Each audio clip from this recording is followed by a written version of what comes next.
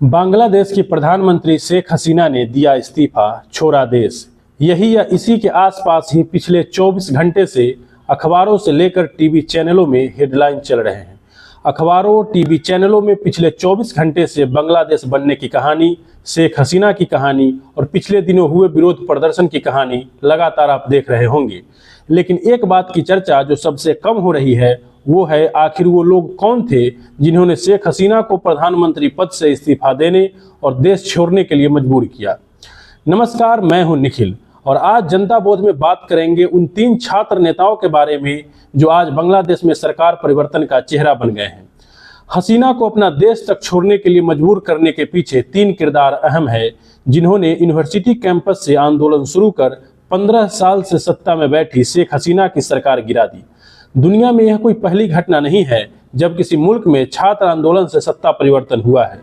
कहीं दूर जाने की जरूरत नहीं है, हमारे अपने ही देश में 1971 में बांग्लादेश बनने के बाद 1974-75 में छात्र आंदोलन ने इंदिरा सरकार को सत्ता से बेदखल कर दिया था। यह कहानी अलग है, लेकिन दोनों में जो एक बात कॉमन है वो है छात्र आंदोलन और छात्र नेता। आज इस वीडियो में बांग्लादेश आंदोलन के नेता रहे 3 छात्रों के बारे में बात करेंगे। पहला नाम है नाहिद इस्लाम। नाहिद इस्लाम छात्र आंदोलन का सबसे बड़ा चेहरा है। उसने रविवार को एक कुख्यात बयान दिया था।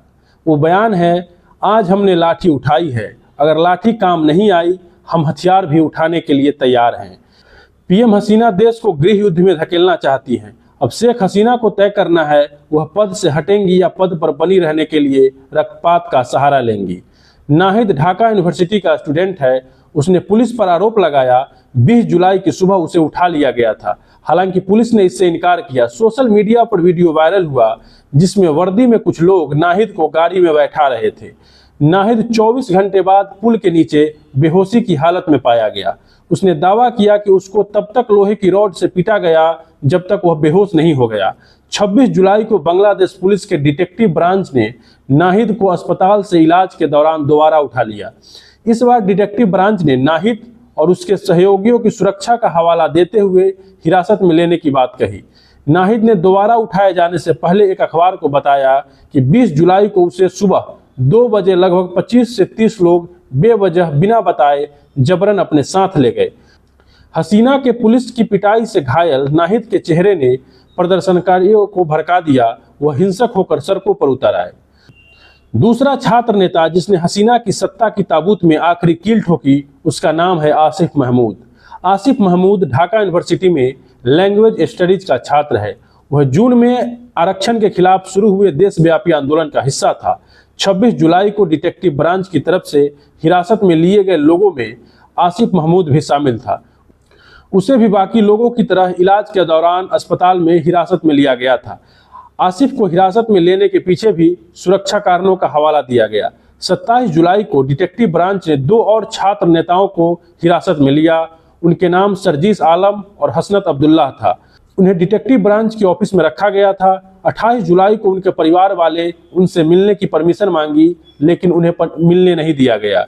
पुलिस ने उन्हें 29 जुलाई को छात्रों से मिलने की परमिशन दी, लेकिन इससे पहले नाहिद, आसिफ और उनके साथियों ने एक वीडियो जारी करके विरोध प्रदर्शन को वापस लेने की बात कही थी।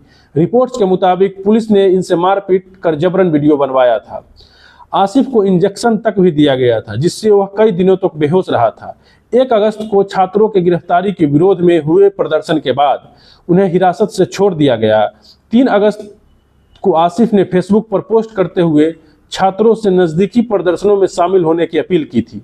शेख हसीना के बांग्लादेश छोड़ने के बाद आसिफ मोहम्मद ने फिर एक बार बयान दिया। उसने मीडिया से कहा वह देश में मार्शल लॉ यानी सैन्य शासन को स्वीकार नहीं करेंगे।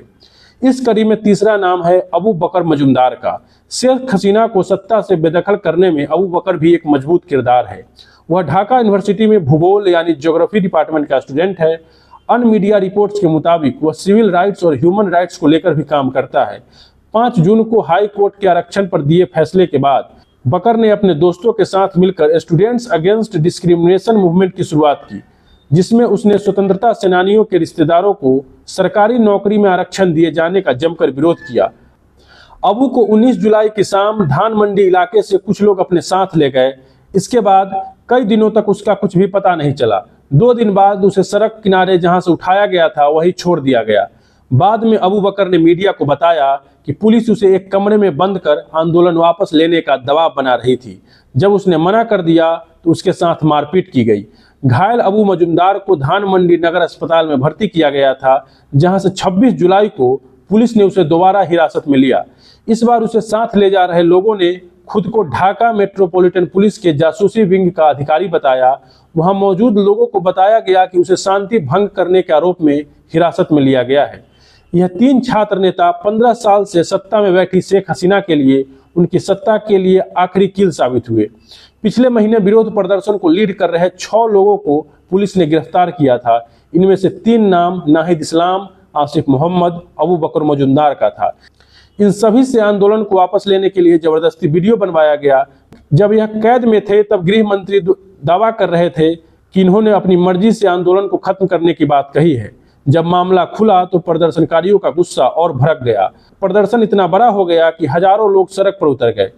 उन्होंने संसद भवन और प्रधानमंत्री कार्यालय पर कब्जा कर लिया और अंततः प्रधानमंत्री शेख हसीना को इस्तीफा देकर देश छोड़ना पड़ा।